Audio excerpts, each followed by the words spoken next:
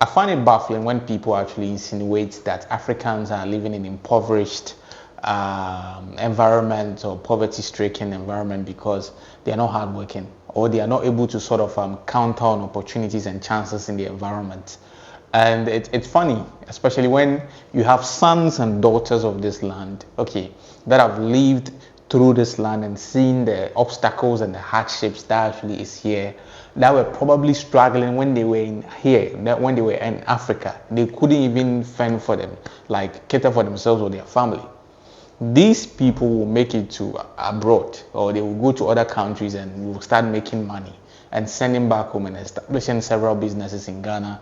And these are the people that are going to look down on their fellow people in Africa, right?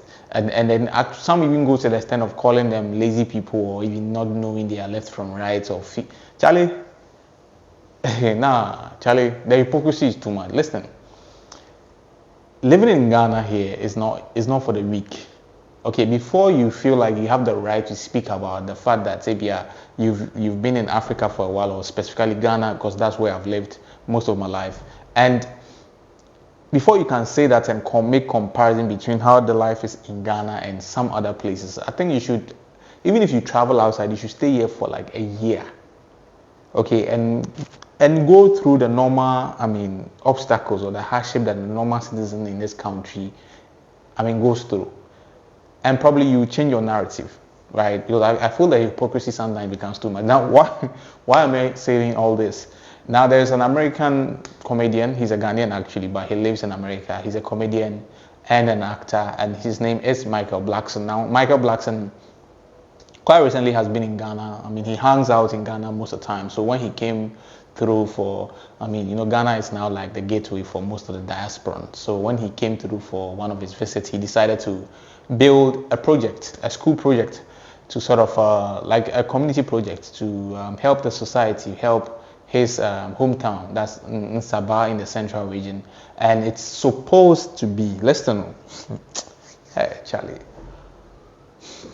it's the project is actually supposed to be free for all, so no fees. This is basically to cater for underprivileged children who intends to go to school there. Maybe their parents want to take them to school, but they don't have the capacity, the financial capacity to actually facilitate that.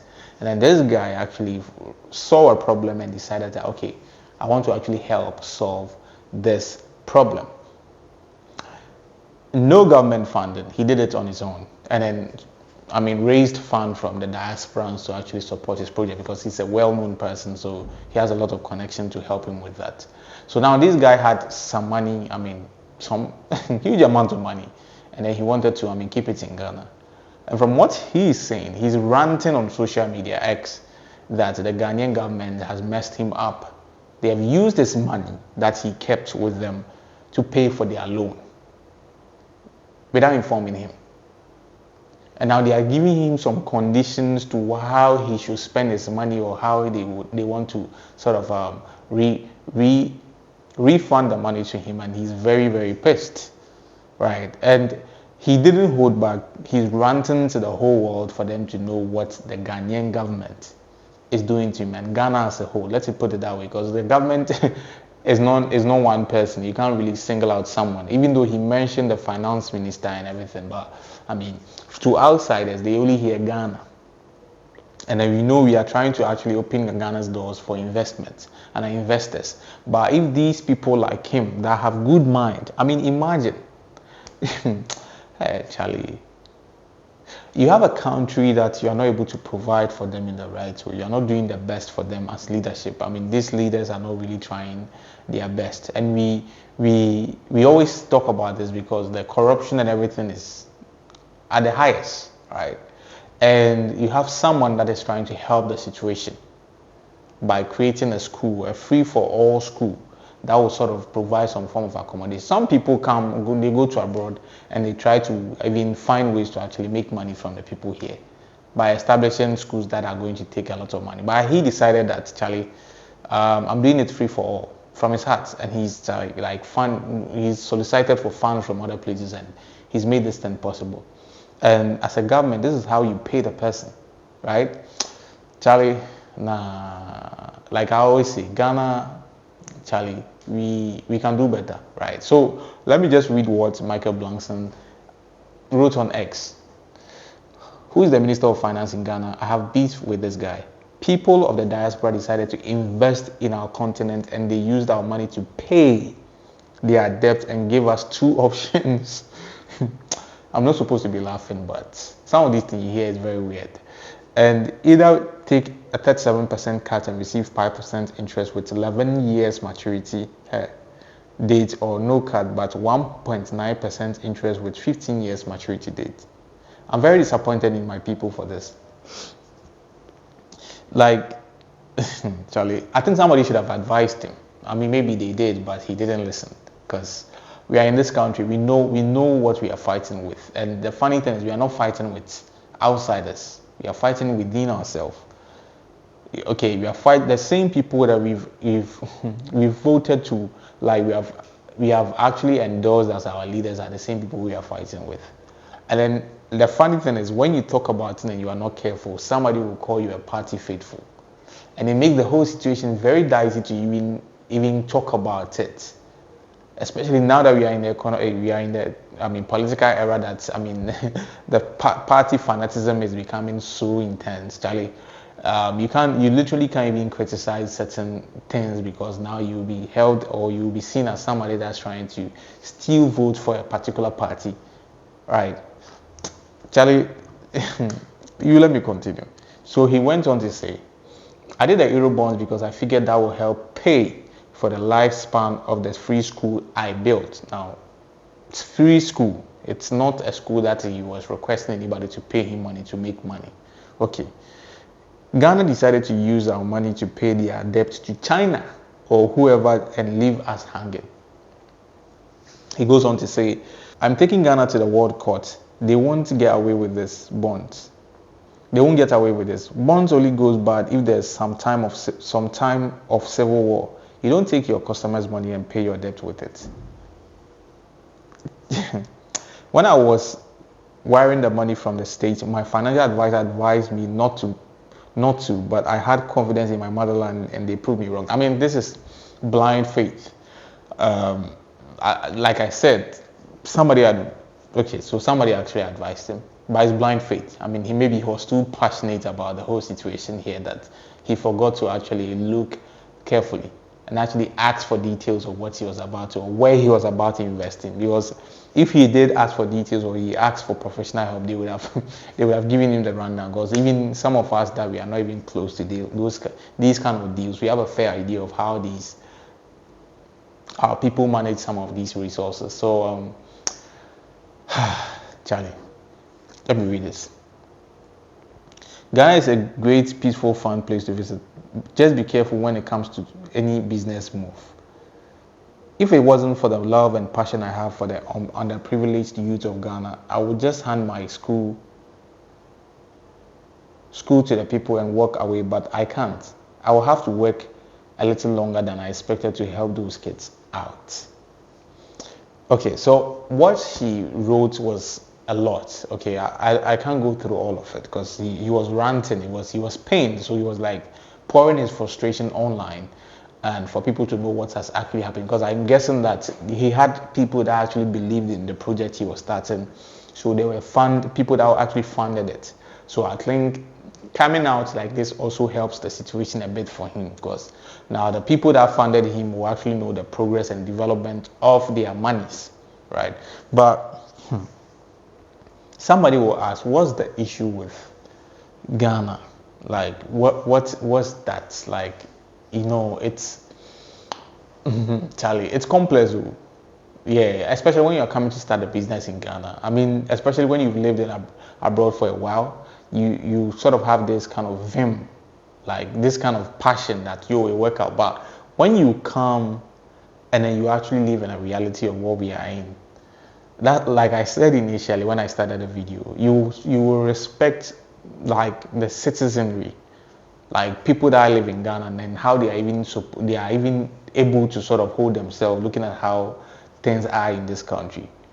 Okay, people have dreams, smart, intelligent people in this side of the world, but the systems and the obstacles are way too much for them to overcome.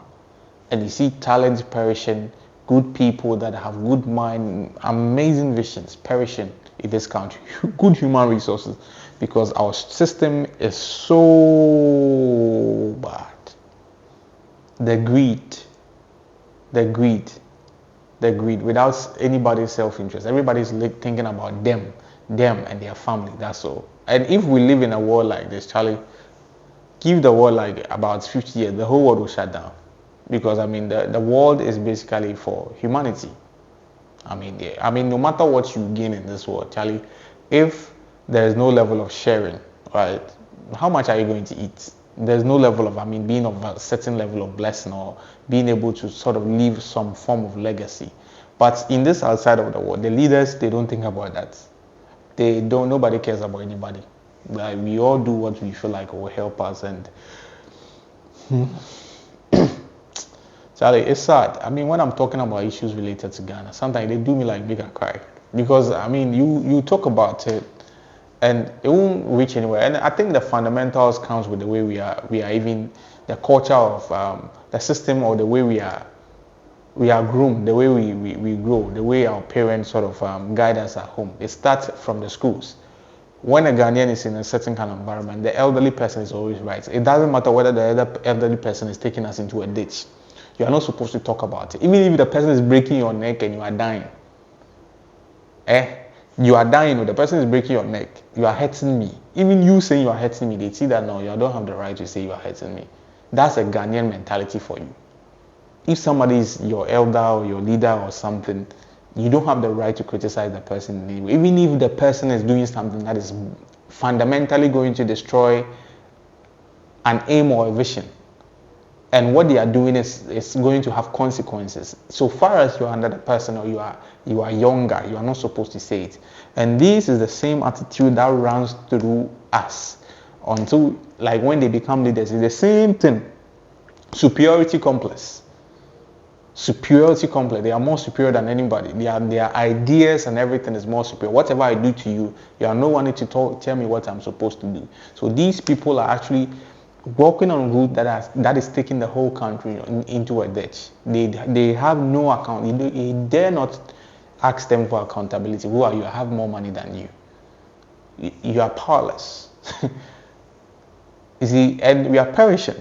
You see, and it's not even only the leaders. Ghanaians fundamentally, we are like that. I have not really been with a lot of African or other nations to say a lot about them, so I feel like it won't be real if I talk about it. I'm talking based on my experience here.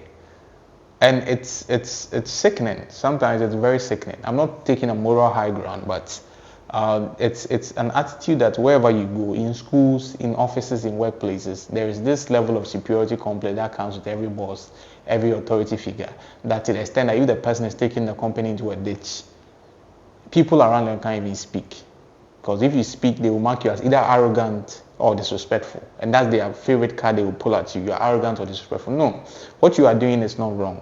It's not right. We have to actually have a vision in mind as a country that, okay, if this is where we are going, anybody that goes outside of what we are doing, or does anything to sort of distort our aim, is in a way going against us. It's a form of a traitor, because we have an aim.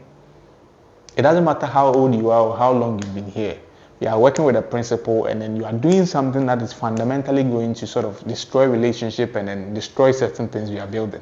And people have the right to call you out because their future is tied to whatever you are doing. And these are the things that I believe that if our leaders had people that are around them that are going to be honest with them in a certain kind of way, maybe these things wouldn't happen. But you and I know that this thing will never happen in Ghana, because most of the people around our leaders are people that are also trying to gain favors. And the leaders, most of them pride their ego more than anything. Their ego and their position and the sense of superiority is more important to them than anything else in this world. So you dare not tell a leader, even if you are walking into a ditch, that, oh, Charlie, where we are going is bad. Oh. Now you become the next minute they will take you out. Because who are you to talk to me like way you talk to me? So we are here. We are watching them. Whatever they do, we are just the citizens. And some of these things, eventually, when some of us we talk about, they will tag us as party faithful. So it's good when people from outside come to the realization of what we are facing in Ghana and speak about this. It's not like we are happy, but Charlie, we've spoken about it internally, sir. It's not working. So now, Charlie, we're just hoping for a miracle. For now, yes. So that's where I will end today's edition of Trends on KDM. The name remains Donald, not Trump. I'll see you on the other side. Peace.